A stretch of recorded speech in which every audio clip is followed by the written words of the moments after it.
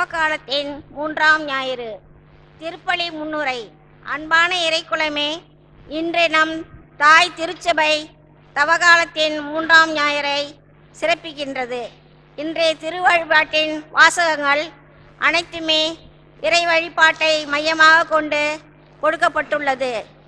சிறப்பாக இன்றைய நற்செய்தி வாசகத்திலே இயேசு ஒரு சமாரிய பெண்ணோடு ஒரு நீண்ட உரையாடலை இறை வழிபாட்டை மையமாக வைத்து மேற்கொள்கின்றார்.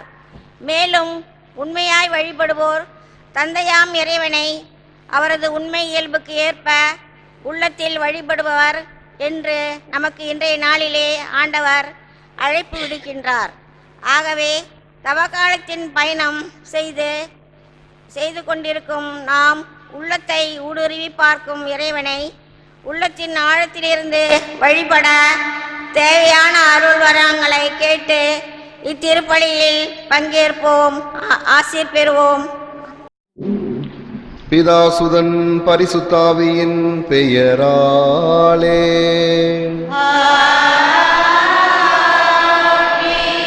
நம் ஆண்டவராகிய இயேசு கிறிஸ்துவின் அருளும் கடவுளின் அன்பும் பரிசுத்தாவியின் நட்புறவும் உங்கள் அனைவரோடும் இருப்பதாக.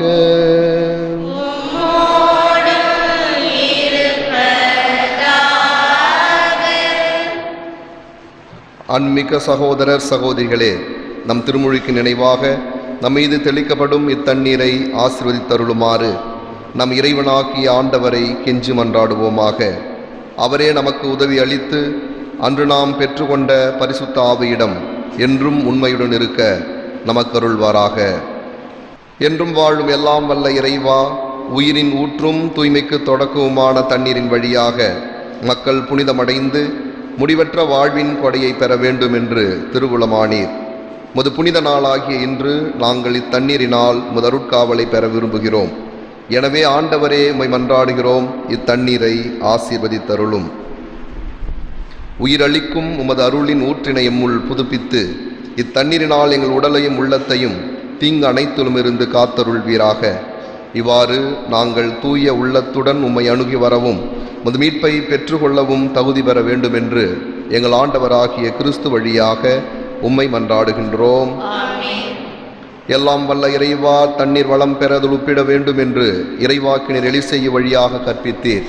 இந்த உப்பை பரிபண்புடன் ஆசீர்வதித்தருள உம்மை தாழ்மையாய் வேண்டுகிறோம். ஆண்டவரே, உப்பு கலந்த இத்தண்ணீர் தெளிக்கப்படும் இடமெல்லாம் தீயோனின் தாக்குதல் அனைத்தும் தோல்வியுற செய்வீராக.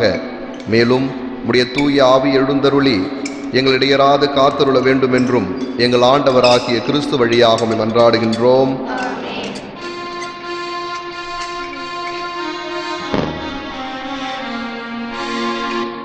ஈசோ புல்லினால் என் மேல் தெளிப்பி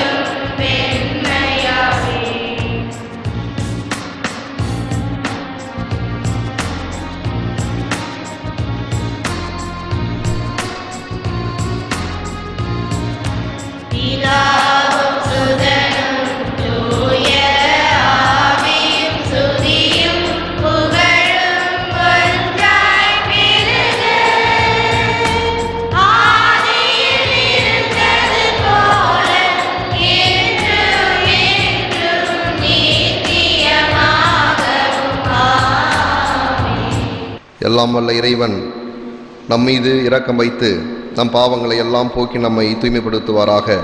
இந்த நற்கருணை பலியின் வழியாக நாம் அவரது அரசின் திருவிருந்தில் பங்கு கொள்ளும் தகுதி அடைய செய்தருள்வாராக. ஜெபிப்போமாக. இரக்கத்தின் ஊற்றாகிய இறைவா, தவமும் ஜெபமும் பகிர்ந்து வாழ்வதுமே பாவங்களுக்கு பரிகாரமாகும் என கற்பிக்கின்றே. இவற்றை செய்ய தவறிய நாங்கள் எங்கள் தாழ்நிலையை உணர்ந்து ஏற்றுக்கொள்ளுகின்றோம். பாவ சுமையால் தளர்ந்துள்ள எங்களை தயவாய் கண்ணோக்கி திடப்படுத்தியருளும். உம்மோடும் தூயாவின் ஒன்றிப்பில் இறைவனாய் என்றென்றும் வாழ்ந்து ஆட்சி செய்கின்ற எங்கள் ஆண்டவரும் உம் திருமகனுமாகிய அதே இயேசு கிறிஸ்து வழியாக உம்மை மன்றாடுகின்றோம்.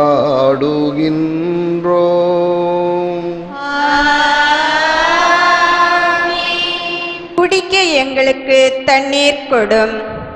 விடுதலை பயண நூலிலிருந்து வாசகம். அந்நாட்களில் இஸ்ரேல் மக்கள் சீன் பாலை நிலத்திலிருந்து ரபீதீம் வந்து அங்கு பாளையம் இறங்கினர். அங்கு தண்ணீர் இன்றி தவித்ததால் மக்கள் மோசேயை எதிர்த்து முறுமுறுத்து, நீர் எகிப்திலிருந்து எங்களை வெளியேறச் செய்தது எங்களையும் எங்கள் பிள்ளைகளையும் கால்நடைகளையும் தாகத்தால் சாகடிக்கவா என்று கேட்டனர். மோசே ஆண்டவரிடம், இந்த மக்களோடு நான் என்ன செய்வேன்? இன்னும் கொஞ்சம் போனால் என் மேல் கல்லெறிவார்களே என்று கதறினார். ஆண்டவர் மோசேயிடம், இஸ்ரேல் தலைவர்கள் சிலரை உன்னோடு அழைத்து கொண்டு மக்கள் முன் செல். நைல் நதியை அடித்த உன் கோலையும் கையில் எடுத்துக்கொண்டு போ. இதோ நான் அங்கே ஒரேபில் உள்ள பாறையில் உனக்கு முன் நிற்பேன். நீ பாறையை அடி, மக்கள் குடிக்க அதிலிருந்து தண்ணீர் புறப்படும் என்றார். இஸ்ரேல் தலைவர்கள் காண மோசே அவ்வாறே செய்தார். இஸ்ரேல் மக்கள் அங்கு வாதாடியதாலும் ஆண்டவர் தம்மோடு இருக்கிறாரா இல்லையா என்று சோதித்ததாலும் அவ்விடம் மாசா என்றும் மெரிபா என்றும் பெயரிட்டு அழைக்கப்பட்டது. இது ஆண்டவர் வழங்கும் அருள்வாக்கு. உங்கள் இதயத்தை கடினப்படுத்தாதீர், ஆண்டவர் குரலை கேட்டிடுவீர். உங்கள் இதயத்தை கடினப்படுத்தாதீர், ஆண்டவர் குரலை கேட்டிடுவீர். வாருங்கள், ஆண்டவரை புகழ்ந்து பாடுங்கள், நமது மீட்பின் பாறையை போற்றி ஆர்ப்பரியுங்கள். நன்றியுடன் அவர் திருமுள் செல்வோம், புகழ் பாக்களால் அவரை போற்றி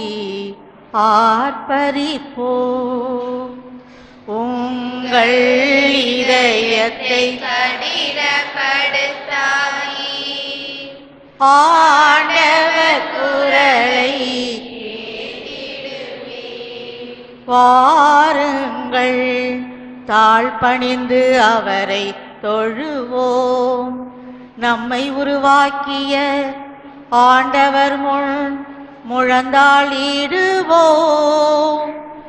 அவரே நம் கடவுள், நாமோ அவரது மேய்ச்சலில் மக்கள். நாம் அவர் பேணி காக்கும் ஆடுகள். இன்று நீங்கள் அவரது குரலுக்கு செவி கொடுத்தால் எத்துணை நலம்.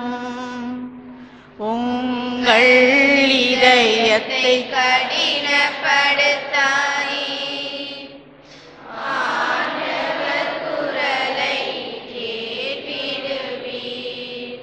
அன்று மெரிபாவிலும் பாலை நிலத்தில் மாசாவிலும் செய்தது போல் உங்கள் இதயத்தை கடினப்படுத்திக் கொள்ளாதீர்கள்.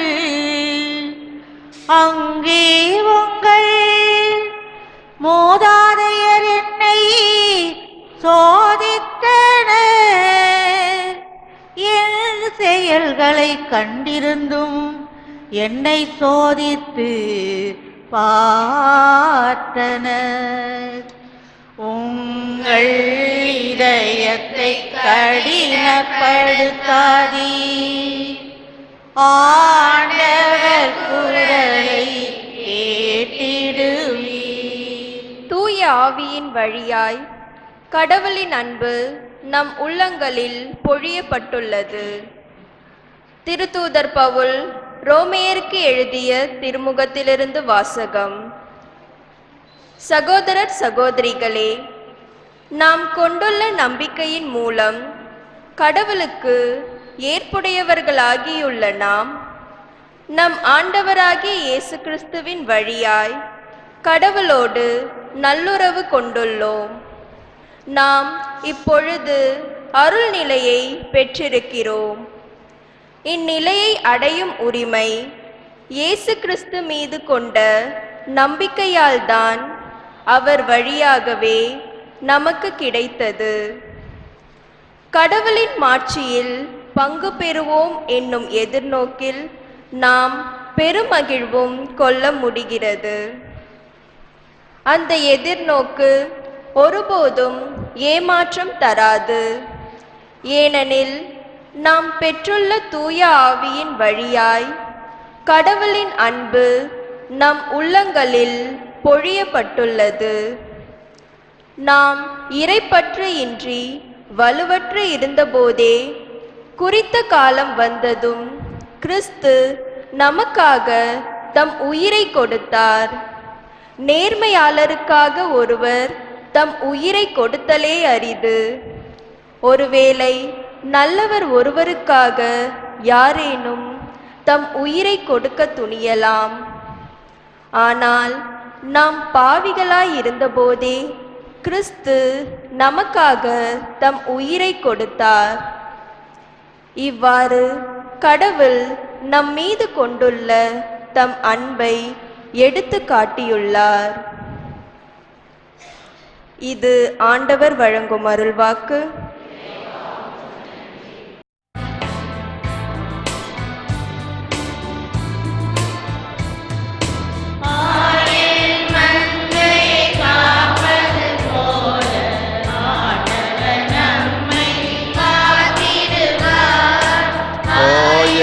மந்தையை காப்பது போல ஆண்டவர் நம்மை காத்திடுவார். ஆண்டவரே, நீர் உண்மையிலே உலகின் மீட்பர். நான் தாகம் கொள்ளாதபடி வாழ்வு தரும் தண்ணீரை எனக்கு அளித்தருளும். மந்தையை காப்பது போல ஆண்டவர் நம்மை காத்திடுவார். ஆண்டவர் உங்களோடு இருப்பாராக.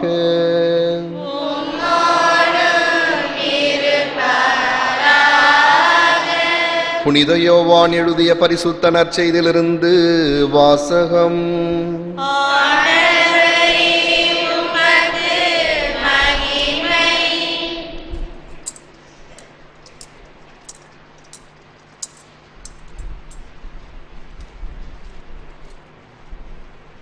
அக்காலத்தில் இயேசு சமாரியாவில் உள்ள சிக்கார் என்னும் ஊருக்கு வந்து சேர்ந்தார்.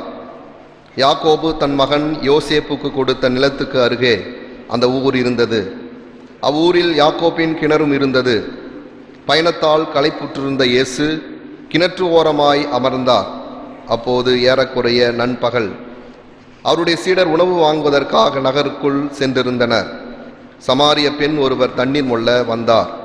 இயேசு அவரிடம், குடிக்க எனக்கு தண்ணீர் கொடும் என்று கேட்டார்.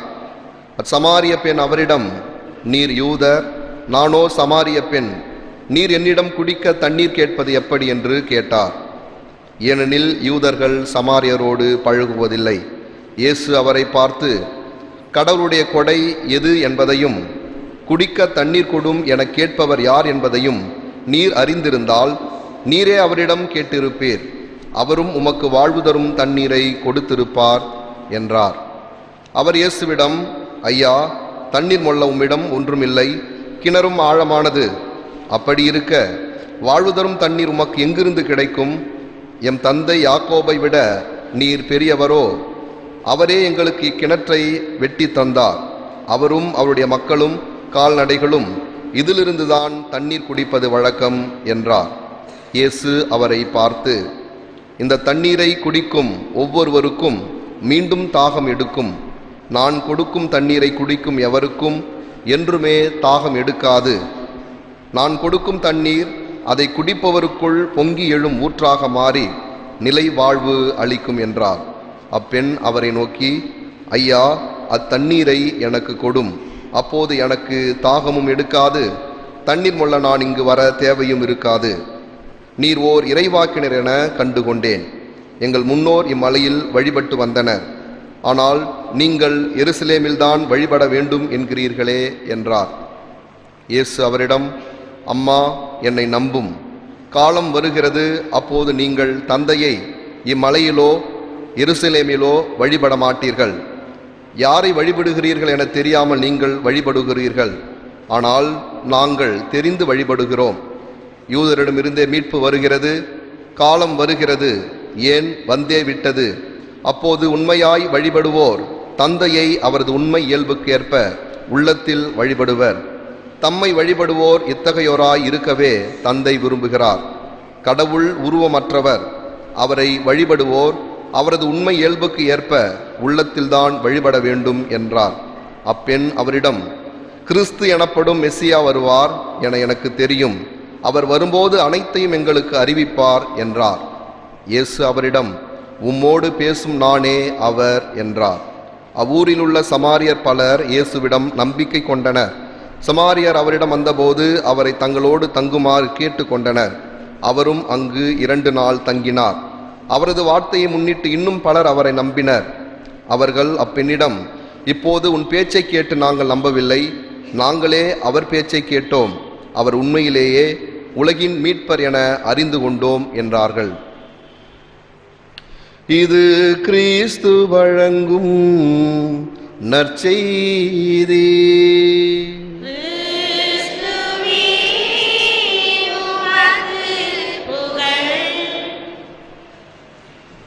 ஆண்டவர் இயேசுவிலே பிரியமான சகோதர சகோதரிகளே, ஒரு கிராமத்திலே ஒரு விவசாயி, ஒரு வேட்டைக்காரன் இருவரும் அருகருகே வசித்தார்கள். விவசாயினுடைய வீட்டிலே ஏராளமான ஆடுகள் இருந்தது. வேட்டைக்காரன் நிறைய நாய்களை வளர்த்தான். அவ்வப்போது வேட்டைக்காரன் வீட்டில் இருக்கின்ற நாய்கள் இந்த விவசாயினுடைய வீட்டிற்கு சென்று அங்கு இருக்கின்ற ஆடுகளை கடிக்கும். நிறைய நாட்கள் இந்த விவசாயி பொறுமை காத்து பார்த்தார்.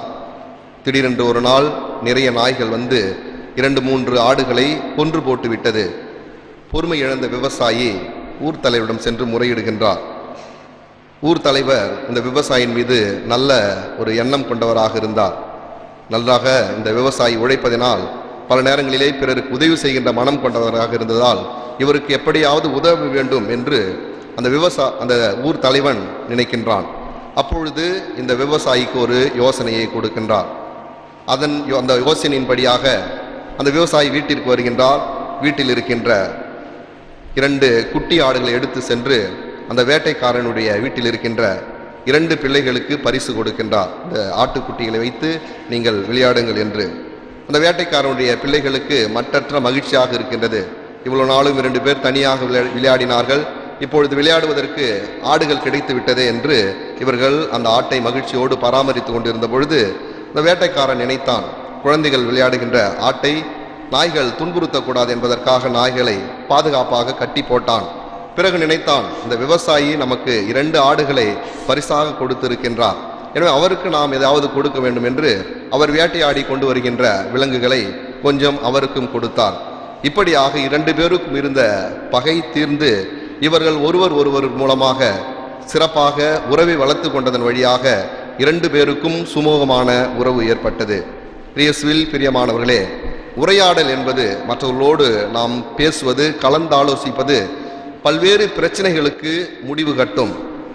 பல்வேறு சுமூகமான உடன்பாடுகள் பேச்சுவார்த்தை மூலமாகத்தான் நடைபெறுகின்றது. இன்றைய வாசகத்திலே கேட்ட, நற்செய்தி வாசகத்திலே கேட்ட ஆண்டவர் இயேசு கிறிஸ்து சமாரிய பெண்ணோடு உறவாடுகின்ற நிகழ்வு என்பது 2 சமுதாயத்திற்கு இடையே இருந்த பிணக்கை தீர்க்கின்றது. யூதர்களை பொறுத்தவரையிலே சமாரியர்கள் என்பவர்கள் தீட்டுப்பட்டவர்கள். ஒரு விதத்திலே சமாரியர்கள் யூதர்களுக்கு மிக நெருக்கமானவர்கள். இந்த இஸ்ராயல் மக்கள் பாலைவனத்திலே நாடோடிகளாக திரிந்த பொழுது, சமாரியா பகுதிக்கு வந்த பொழுது சில யூதர்கள் சமாரியாவிலே இருந்த அந்த மக்களோடு பெண் கொடுத்து பெண் வாங்கி அந்த இடத்திலேயே இவர்கள் நிரந்தரமாக குடியேறிவிட்டார்கள். சமாரியாவிலே குடியேறிய யூதர்களுக்கு தான் சமாரியர்கள் என்று அழைக்கப்பட்டார்கள். இந்த சமாரியர்கள் யூத மக்களோடு நெருங்கி பழக வேண்டும் என்று நினைத்தாலும் கூட யூதர்கள் அவர்களை புறக்கணித்தார்கள். யூதர்கள் எருசலேம் ஆலயத்தை செப்பனிட்ட பொழுது கூட அவர்கள் தங்களுடைய பகுதி காணிக்கையை கொடுத்த பொழுது அந்த காணிக்கையை இவர்கள் எடுத்துக்கொள்ளாமல் ஏற்காமல் இவர்கள் தங்களுக்குள்ளே பெற்ற காணிக்கைகளை வைத்து அந்த எருசலேம் ஆலயத்தை செப்பனிடுகின்றார்கள். இப்படியாக காலம் காலமாக யூதர்களுக்கும் சமாரியர்களுக்கும் பிணக்கு இருந்து கொண்டிருக்கின்ற நேரத்திலே ஆண்டவர் இயேசு கிறிஸ்து ஒரு யூதர் இந்த பெண்ணிடம் ஒரு உரையாடலை ஆரம்பிக்கின்றார். ஆண்டவர் இயேசு கிறிஸ்து உரையாடலை ஆரம்பித்த அந்த நேரம் என்பது நண்பகல் வேலை என்பதை நற்செய்தியிலே பார்த்தோம். வழக்கமாக ஒரு பெண்கள் தண்ணீர் எடுப்பது என்பது காலை நேரத்தில் தான் பெண்கள் வீட்டிற்கு தேவையான தண்ணீரை எடுப்பது வழக்கம். இந்த பெண் நண்பகல் வேளையிலே கிணற்றுக்கு சென்று தண்ணீர் எடுக்கிறார் என்றால் மற்ற பெண்களை இவர் பார்க்க வேண்டாம் என்று நினைத்திருப்பார். ஏனென்றால் இவருடைய தனிப்பட்ட வாழ்க்கை அப்படியாக இருந்தது. ஏற்கனவே 5 கணவர்கள், இப்பொழுது வேறொரு கணவனோடு வாழ்ந்து கொண்டிருக்கின்ற ஒரு பாவப்பட்ட வாழ்க்கையை இந்த சமாரிய பெண் வாழ்ந்து கொண்டிருக்கின்றார். ஏற்கனவே சமாரியர்கள் ஒதுக்கப்பட்டவர்கள். ஒதுக்கப்பட்ட அந்த இனத்திற்குள்ளே இந்த பெண் இன்னும் அதிகமாக மோசமாக ஒதுக்கப்படுகின்றார். அந்த பெண்ணிடம்தான் ஆண்டவர் இயேசு கிறிஸ்து தன்னுடைய உரையாடலை ஆரம்பித்து இருவருக்கும் இடையே என்ன பிளவுகள் இருக்கின்றது, என்ன வேற்றுமைகள் இருக்கின்றது, எதன் வழியாக நாம் இணைய வேண்டும் என்பதனை அழகாக சொல்லுகின்றார். கடவுள் ஒருவர்தான் இணைப்பாளராக இருக்கின்றார். கடவுள் ஒருவர்தான் வாழ்வு தரும் தண்ணீரை கொடுப்பவராக இருக்கின்றார். முதல் வாசகத்திலே அதைத்தான் பார்க்கின்றோம். பாலைவனத்திலே இஸ்ராயல் மக்கள் நீருக்காக மோசேயிடம் வேண்டிய பொழுது, வாதிட்ட பொழுது, முணுமுணுத்த பொழுது கடவுள் பாறையிலிருந்து தண்ணீர் பெருக்கெடுக்க செய்கின்றார். பாலைவனம் என்றாலே தண்ணீர் இல்லாத பகுதி. பாலைவனத்திற்குள் இருக்கின்ற பாறையிலிருந்து கடவுள் தண்ணீர் தருகிறார் என்றால் எந்த அளவுக்கு வல்லமை மிக்கவராக கடவுள் இருக்கின்றார். தண்ணீருடைய நலன், தன்னுடைய தன்மை நமக்கு புரிகின்றது. நமது உடல் கூட 90% தண்ணீரால் ஆனது. இந்த உலகம் முழுவதும் 4 பகுதி என்றால் அதில் 3 பகுதி தண்ணீர் நிறைந்து இருக்கின்றது. உணவில்லாமல் கூட மனிதன் வாழலாம், ஆனால் தண்ணீர் இல்லாமல் வாழ முடியாது. தண்ணீர் உயிர் மட்டும் தரவில்லை, நம்மை தூய்மைப்படுத்துகின்றது. தண்ணீர் இருக்கின்ற இடத்திலே உயிர்கள் வளர்ச்சி அடைகின்றன. இப்படி மனித வாழ்வுக்கு இன்றியமையாத தண்ணீரை கடவுள் தருகின்றார். அந்த கடவுள் இந்த சமாரிய பெண்ணிடம் தண்ணீர் கேட்பது என்பது வினோதமாக இருக்கின்றது. உண்மையிலேயே ஆண்டவர் இயேசு கிறிஸ்து அந்த பெண்ணிடம் இருந்து தண்ணீர் பெற வேண்டும் என்பதற்காக அவருடைய உரையாடலை ஆரம்பிக்கவில்லை. மாறாக அந்த பெண்ணுக்கு தர வேண்டும், தண்ணீர் தர வேண்டும், வாழ்வு தர வேண்டும் என்பதற்காகத்தான் அந்த உரையாடலை ஆரம்பிக்கின்றார். ஆண்டவர் இயேசு கிறிஸ்து சிலுவையிலே தொங்குகின்ற பொழுது தாகமாக இருக்கிறேன் என்று சொல்லுவார். அப்படி என்றால் அவர் ஆண்டவர் இயேசு கிறிஸ்துவுக்கு ஒரு ரசத்தை கடற்பஞ்சிலே தோய்த்து அவருக்கு கொடுக்கின்றார்கள். அதை கொடுத்த உடனே ஆண்டவர் இயேசு கிறிஸ்துவுடைய தாகம் தணியவில்லை, மாறாக அவர் இறக்கின்றார். இறந்த பிறகு படைவீரர்கள் அவருடைய விழாவிலே ஈட்டியால் குத்திய பொழுது அங்கிருந்து தண்ணீரும் இரத்தமும் வெளியேறுகின்றது. ஆண்டவர் இயேசு கிறிஸ்து கொஞ்சம் பெற்றுக்கொண்டாலும் அதிகமாக கொடுக்கின்றார். இந்த பெண்ணிடம் இருந்து பெற்றுக்கொள்வதற்காக ஆண்டவர் இயேசு கிறிஸ்து பேசவில்லை, மாறாக உயிருள்ள தண்ணீரை, வாழ்வு கொடுக்கின்ற தண்ணீரை, நிலை வாழ்வை தருகின்ற தண்ணீரை கொடுப்பதற்காக அந்த பெண்ணிடம் தன்னுடைய உரையாடலை ஆரம்பிக்கின்றார். அந்த பெண்ணும் சரியாக புரிந்து கொள்கின்றார். ஆண்டவர் இயேசு கிறிஸ்து இறை மகன். அவரால் வாழ்வு கொடுக்க முடியும் என்பதை புரிந்து கொண்டு அந்த தண்ணீரை எனக்கு கொடும் என்று கேட்டார். மேலுமாக இயேசு கிறிஸ்துவை நம்பினார். அதுதான் உரையாடலுடைய இறுதி கட்டமாக நிகழ்கின்றது. ஆண்டவர் இயேசு கிறிஸ்துவை அந்த பெண் நம்பினார் என்றால் சாதாரணமான நம்பிக்கை அல்ல. எப்படி ஒரு சீடர், ஒரு அப்போஸ்தலர் ஆண்டவர் இயேசு கிறிஸ்துவை நம்பி அவரை ஏற்றுக்கொண்டு அவருக்காக உயிரை கொடுக்கவும் துணிந்தார்களோ அப்படிப்பட்ட பெண்ணாகத்தான் இந்த பெண் மாறிவிடுகின்றார். இந்த பெண் மற்றும் மனமாற்றம் அடையவில்லை. ஊருக்கு சென்று ஆண்டவர் இயேசு கிறிஸ்துவை பற்றிய நற்செய்தியை அறிவித்து அந்த ஊர் முழுவதும் மனம் மாறுவதற்காக இவர் தன்னையே ஒரு சீடராக மாற்றிக் கொள்கின்றார். ஆண்டவர் இயேசு கிறிஸ்து அந்த ஊரிலே தங்கி அவர்களை மனமாற்றம் செய்து அவர்களுக்கு நம்பிக்கை கொடுக்கின்றார்.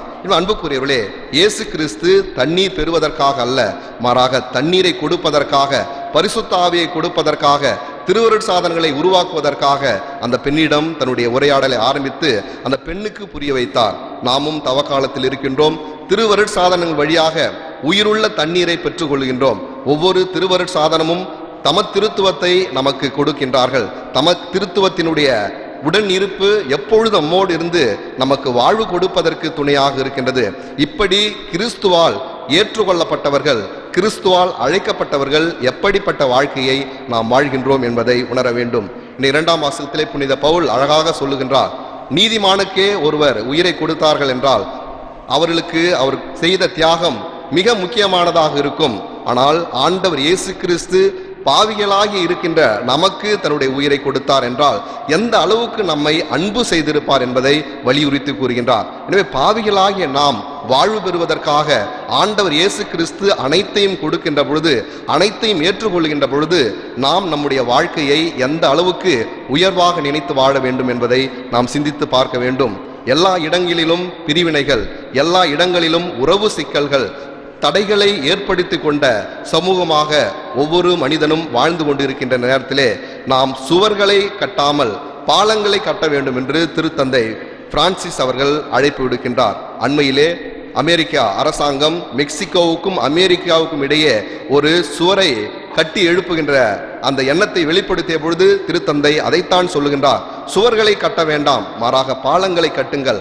பாலங்களை கட்டுகின்ற பொழுது ஒருவர் மற்றவருக்கு இடையே உரையாடல் அதிகரிக்கின்றது.